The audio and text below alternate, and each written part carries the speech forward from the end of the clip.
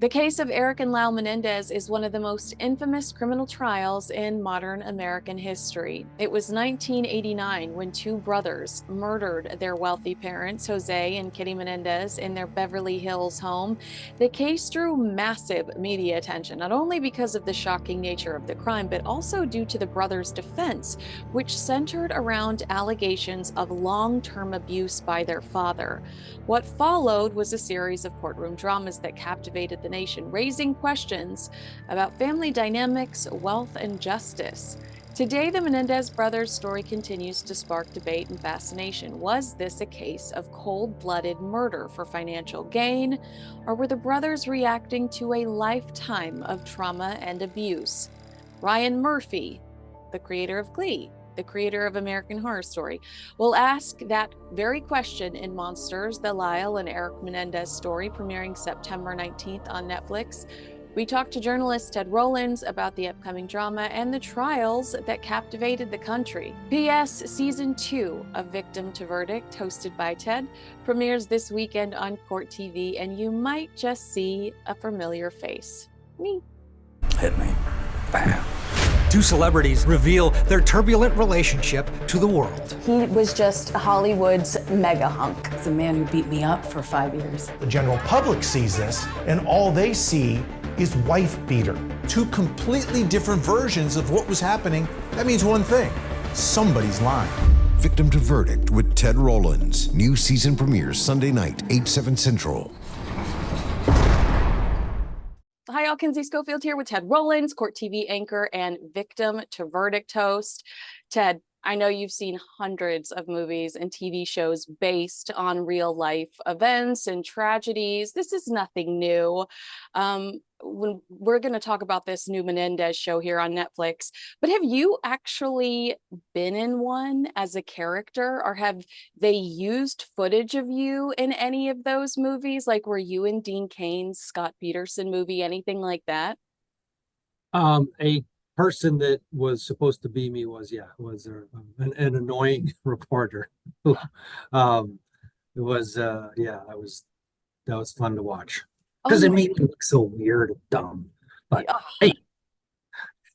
That's funny, because I asked Andrew Morton when he watched The Crown how he felt about it, and he was really uplifted by it. He liked the way that he was portrayed in The Crown. He's the one that wrote Diana, helped Diana. Well, he collaborated with Diana to write Diana, Her True Story. But then when I asked Diana's butler about his portrayal in the Diana the musical, he was like, it was horrible. So, it's interesting to see people react to the way that they are on screen or on stage.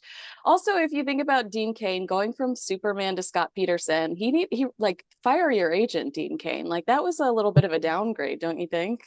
Yeah, that one was didn't make the splash that this Menendez one might make, and the OJ one definitely made. Yeah, that's a good point. All right. Well, Netflix is releasing Monsters, the Lyle and Erik Menendez story on September 19th. This series, it obviously explores that notorious case of the real life brothers who were convicted in 1996 of the murders of their parents, José and Kitty Menendez. They released a new trailer this week, and reaction has been mixed. The older generation that really lived through it, and I include myself in this, even though I think I was 4 when it initially happened, my reaction was like, yuck, too soon. But there's this entire TikTok generation that has been taking up this cause, and they really sympathize with the brothers. And I think that they welcome the exposure.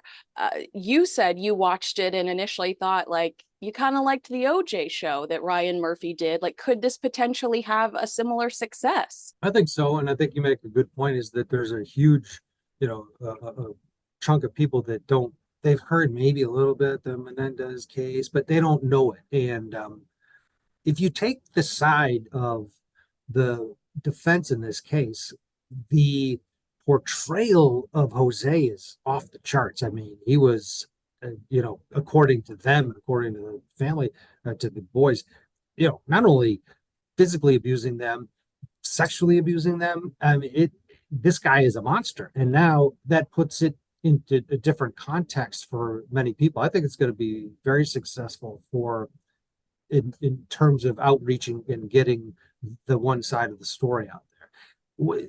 It has nothing to do with the legal process, but every little bit helps, I guess. And you saw this with Scott Peterson too, with these last documentaries. They're trying to just keep the story alive because people do believe that the court of public opinion matters. I don't know if I buy into that, but it's definitely a strategy. Yeah, I mean, we're not all Kim Kardashian. We don't have the power to like meet with the sitting president and get people, taken out of jail, although that would be lovely. I'm glad you used the word monster because the official synopsis reads, Monsters dives into the historic case that took the world by storm, paved the way for audiences' modern day fascination with true crime, and in return asked the audience, who are the real monsters? That's a tough question. I feel like you just said maybe perhaps it's Jose. What is your immediate reaction to that question? Who are the real monsters? Yeah, Is it I Jose? mean, it's funny. The older I get, the more I do think that both of the brothers, they're 18 and 21 at the time. And if what they're saying is true, and the first jury, remember, they were deadlocked on this, in this case. It took them 2 times to get the conviction. It does put them in a position where, should they spend the rest of their lives in prison? There are extenuating circumstances, and the state's argument that they did it for the money. These 2 horrible kids conspired to kill their parents so they could be rich, and they bought sports cars after they were dead. Time doesn't really reward that scenario. It feels as though the real story here is that they were abused on some level, scared and mad, and yes, they killed mom and dad, and then they didn't know how to deal with it. Yeah. Of course, at the ages of 21 and 18. Although when I read the sentence, 3 days after the murders, the brothers spent $15,000 on Rolex watches and money clips, I do shrivel up a little bit inside and think, Oh, totally. One, don't do that. Don't do that. There's definitely no like, oh my God, what did we do? We killed mom and dad. It's more like, boom, the Wicked Witch is dead and they're out partying. And that's exactly what you see in the trailer, huh? That's exactly what I felt when I watched the trailer for the show. One magazine, Grazia, asks, does Netflix's Monsters, glamorize true crime again? And what they're referring to is the show following the success of Dahmer Monster, the Jeffrey Dahmer story starring Evan Peters. As you can imagine, and I'm sure you guys covered a little bit on Court TV, Dahmer victims responded negatively to the release of that show. Some accused Netflix of profiting off of their pain. I never watched Dahmer. Did you watch Dahmer? And do you see glamour when you watch the trailer for this show? Yeah, I mean, I watched Dahmer. It was disturbing. I found it to be also somewhat fascinating, and because the case, Jeffrey Dahmer is a class by himself, and the portrayal of him was magnificently acted, in my opinion. So I get why the family feels exploited, because they are being exploited, and this is the downside to true crime, is that victims have to relive if they're exposed to it again and again. And for the Dahmer victims, it was decades, and they had, now this is the old wounds kind of argument. So I totally understand. Menendez is a little different because it's, who's out there that was the victim of the brothers who's alive? Nobody. Right. All right. Just to recap briefly, the actual murders. It happened on August 20th, 1989 in their Beverly Hills mansion. They were shot to death. Part of me feels like this story exploded immediately because Jose was this wealthy entertainment executive. He was attached to big names like Menudo. And the crime happens in Beverly Hills, where crime never happens in Beverly Hills. Why did the police initially suspect that this was a mob hit? Well, because of Jose's connections. He was in the entertainment industry, and he seemed to have a life that you could argue would maybe facilitate some enemies, and so it was and they didn't expect the boys that you don't come into a crime scene like that and say, but the kids did it, because it's off the wall. And it wasn't until later that they started to turn towards the boys, and And then it became apparent. And, well, when Erik confessed, I guess, is when it all blew up. But also, if you think about it, like Erik's voice, it was Erik that made the phone call, I believe, and his voice was so devastating and sincere on that 911 call. I mean, I completely understand. And I also think it was the brutality of it all that they thought surely these two young kids, these tennis players, I mean, they seem so soft. There's probably a better word for it, but these guys seem so gentle. And I think that they probably looked at the brutality of it and thought, surely not. But do you remember how, like the circumstances of how it all came out? Was it like a mistress eavesdropping on a psychologist that overheard? Yeah, go ahead. Yeah, Erik was the 18-year-old. He tells his doctor, shrink doctor, and basically admits it. And then the doctor's mistress is apparently laying next to him and listening and decides, I'm going to call the LAPD. And that's how it starts to unravel for the Menendez brothers. And you can't, that starts the investigation, right? And it turned out that they did do it. And now they're sitting in prison, hopefully not for the rest of their lives from their perspective, but we'll wait and see. That's interesting though, because it gives you kind of an idea of how they really they did not realize what they were doing. I mean, the fact that you are so crippled inside over guilt, and you have to tell somebody that is not necessarily a close confidant. To me, it says that there is an ounce of vulnerability, naivete. Like I can't, surely 18-year-oldism. I mean, the kid's 18 yeah. years old, and imagine now what has happened to his life. And people who are abused, again, let's assume that all these stories about Jose are true. They're horrible stories.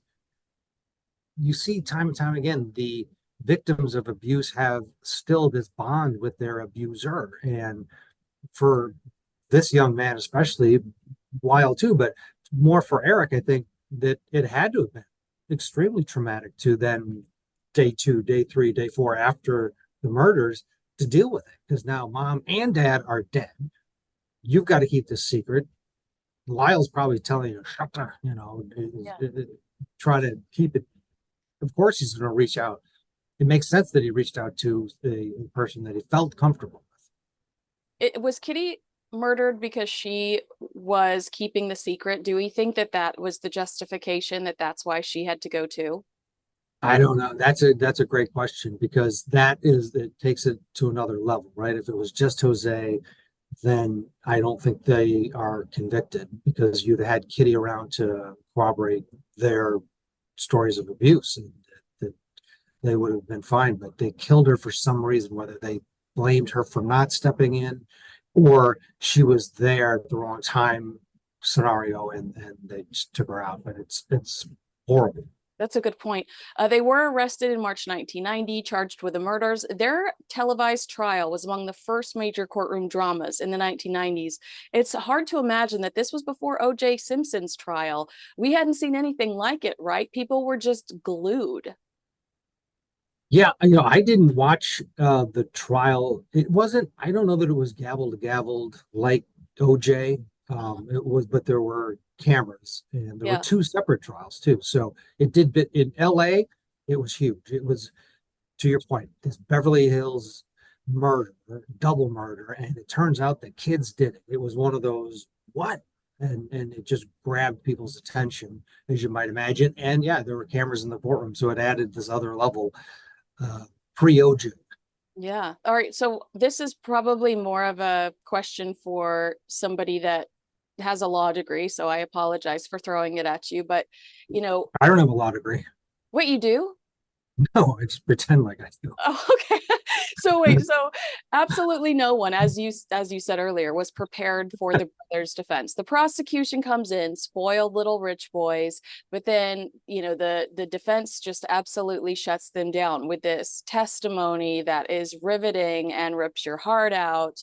But basically, their argument is that the boys were abused and the boys were fearful that if they were to ever tell their secret and take down this potential dynasty that José was creating in the music industry, that they could lose their lives. They were fearful for their lives because they had a secret.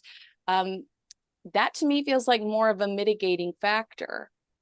It doesn't feel like self-defense. Self-defense feels like José comes at them, they react, but we were afraid he would inevitably kill us because of abuse. Seems to me like something you'd say before a judge or a jury determines how much time you should spend in prison.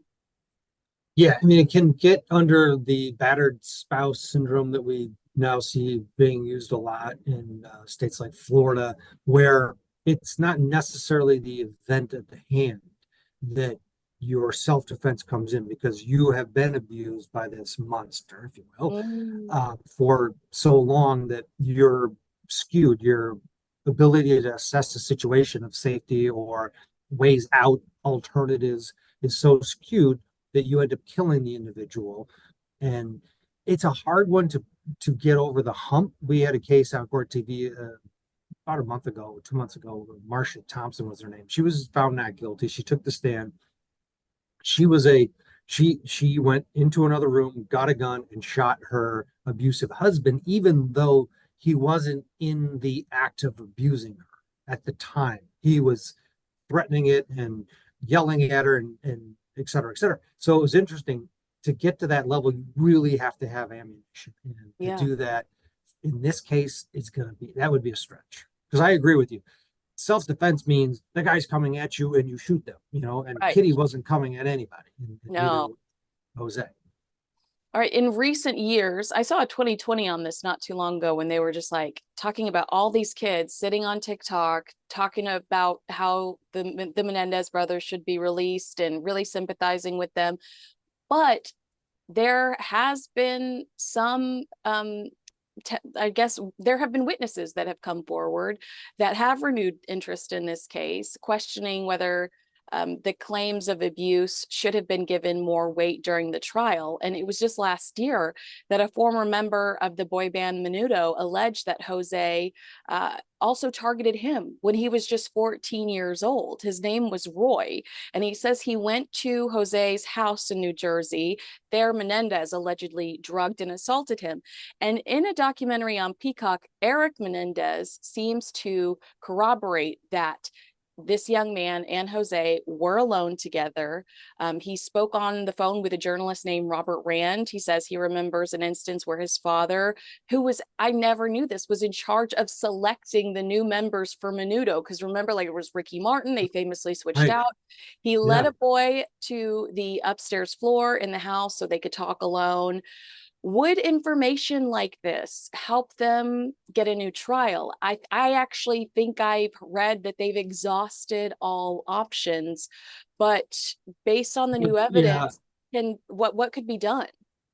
So you exhaust all your options, but you always have one thing left, and that is a habeas that you could file with new evidence. So if this person coming forward is deemed by the courts that this is significant new evidence and it has come forward, which would exonerate. So the best case example would be a DNA, match comes up and it was somebody else that did it. So there's an avenue in the law, even after all your appeals have been exhausted, to get relief if there's new evidence, compelling evidence. Is witness testimony on this level compelling enough? Because it is sort of detached. You could absolutely argue, had the jury heard about this the first time around, that they would have given more credence to this defense theory and believed for sure that the boys were victims of abuse.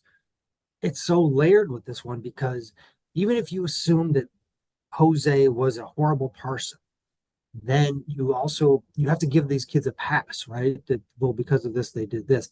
That's not really how it works. There were so many other options to doing what they did. They could have fled. They could have gotten help, and they could have not killed mom. I mean, there's so many things that I don't know that this new evidence is going to be the ticket for a new trial.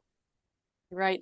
Am I right in remembering that some people accused their defense of being just for shock value? They were just trying to shake the jurors to their core by saying something so crazy that it would, and shock the prosecution, who just had this really simple, spoiled little kids that are now investing in rock concerts that never came to fruition, and restaurants and cool clothes, and then for them to sit down and be like, actually, here are some very detailed horrific stories. Was there ever any anybody cynical about the legitimacy of those stories when it was Oh, yeah. happening? I think if you go back in time, our country was more cynical of allegations of abuse. Think about how many men got away with abusing women because they said, that's BS, she's lying. And people Mm, were like, she probably is because he's a good guy. I know him. yeah, And yeah. so for this story, it's so hard to believe that this dad was sexually abusing their it's very rare that you hear of a father abusing a teenage son. And for the allegation that he's sexually abusing his two boys, I think there was a ton of cynicism. This is just some defense attorney coming in here doing, telling lies. Eh, That mentality was more prevalent back then. It's still a hard story to get your head around, but Hmm. I think now we've seen examples of insanity on so many levels that it is more believable. When I And understand. especially with this now to your point, with this other member of Menudo coming and saying I was abused by this man as well. That's just so wild to me. When I first watched the trailer, I thought, this is really obnoxious. I don't think I could deal with this. But then I saw Nathan Lane as Dominic Dunne, and I was pretty convinced that I was going to commit to the show just for Nathan Lane as Dominic Dunne. Did you ever meet Dominic Dunne while you were covering? Yes. Oh my gosh, Yeah. I'm so jealous. Yeah. Tell me what that was like.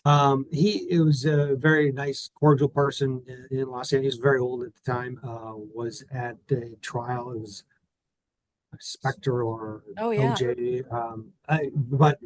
It was when Dominic Dunne walked in. It was, oh, Dominic Dunne, and I was young and very eager, so I'm sure I annoyed him by just talking to him. In fact, Linda Deutsch, I don't know if you know her that name, but she just passed away last week. And she was the AP reporter in Los Angeles and handled crime. She was very close to Dominic, and um, that was that old guard of the press, and it was a different feel too because he had his own celebrity. So when he walked in, it was something else.